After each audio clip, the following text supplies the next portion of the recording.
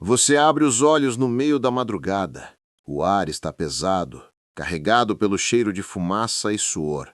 Ao longe, tambores rufam como trovões que não vêm do céu. Seu coração dispara, porque você já sabe o que isso significa. Os filisteus estão marchando. Imagine nascer em um vilarejo pequeno, acostumado a plantar trigo e cuidar de ovelhas, mas viver com a sombra constante de um inimigo que parece maior, mais forte, quase invencível. Você cresce ouvindo histórias de gigantes que brandem espadas enormes, guerreiros que não temem a morte e cidades fortificadas que parecem impossíveis de conquistar. Você cresce ouvindo o nome deles como uma maldição, os filisteus. E hoje, você vai descobrir por que até os próprios israelitas tremiam só de pensar neles. O mundo em que você vive é turbulento. Os israelitas são tribos unidas por uma fé, mas ainda frágeis em organização militar e política. Não há um rei forte, apenas juízes que surgem em momentos de crise. Já os filisteus, ao contrário, são um povo coeso, bem armado e estrategicamente posicionado na região costeira de Canaã. Eles não são apenas guerreiros, são mestres do ferro. Enquanto muitos povos ainda dependem de armas de bronze, mais frágeis e quebradiças, os filisteus forjam espadas e lanças afiadas como dentes de predadores.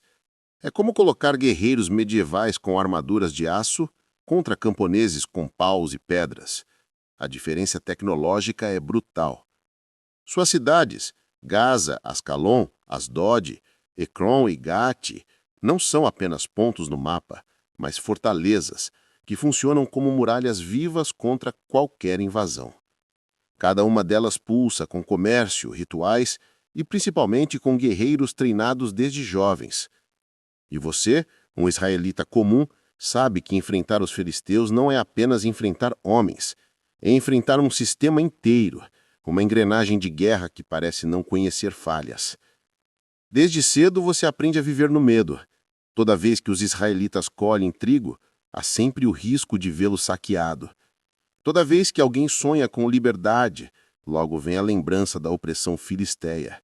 Mas algo dentro de você cresce junto com esse medo, a determinação de resistir.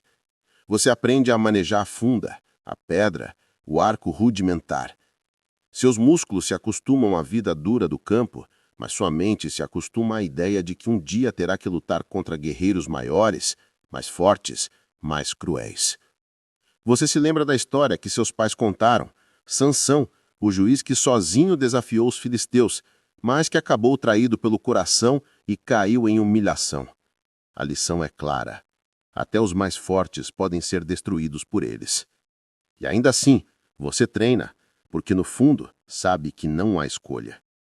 Mas o que você não sabia é que os filisteus não apenas venciam pela força, eles dominavam pela intimidação psicológica. Eles queriam que você acreditasse que resistir era impossível. A noite chega. Você está na linha de frente. Ao longe, uma figura colossal se ergue no campo de batalha. Um homem tão grande que parece impossível ser real. O sol reflete em sua armadura de bronze reluzente, mas a lança em suas mãos é de ferro, longa como uma árvore. Seu nome ecoa como trovão, Golias de Gate. Ele não apenas desafia os exércitos de Israel, ele insulta, humilha, ri, sua voz atravessa o vale como um trovão de escárnio, e você sente seus joelhos tremerem. Naquele instante, tudo parece perdido. Como enfrentar um povo que gera homens assim?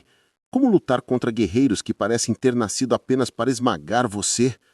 O pior ainda estava por vir, porque a batalha não era apenas contra Golias, mas contra a ideia de que os filisteus eram invencíveis. Cada vez que Israel perdia, essa ideia se tornava mais forte. Mas então surge a inesperada virada. Um jovem pastor sem armadura, sem espada, apenas com uma funda e fé inabalável. Ele enfrenta o Golias e o derruba. E nesse momento você entende. Os filisteus são temidos porque parecem invencíveis, mas não são. O campo de batalha silencia. O gigante jaz no chão e pela primeira vez você respira fundo e sente que há roupa.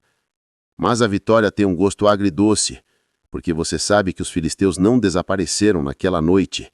Eles continuariam sendo uma ameaça por séculos, até serem derrotados de vez, só pelo poder de impérios ainda maiores. E você percebe a verdade. Os filisteus eram temidos não só por sua força militar ou suas armas de ferro, mas porque conseguiram transformar o medo em arma. Um medo que moldou a história, que definiu reis, que forçou mudanças, que fez nascer heróis. Você fecha os olhos e pensa, se eu estivesse lá, teria coragem de enfrentar esse inimigo? A história dos filisteus é um lembrete de que o medo pode ser tão poderoso quanto a espada. E agora eu pergunto a você, se estivesse no campo de batalha, encarando Golias, o que faria? Se você quer conhecer mais histórias como essa, inscreva-se no canal e comente abaixo qual teria sido sua escolha.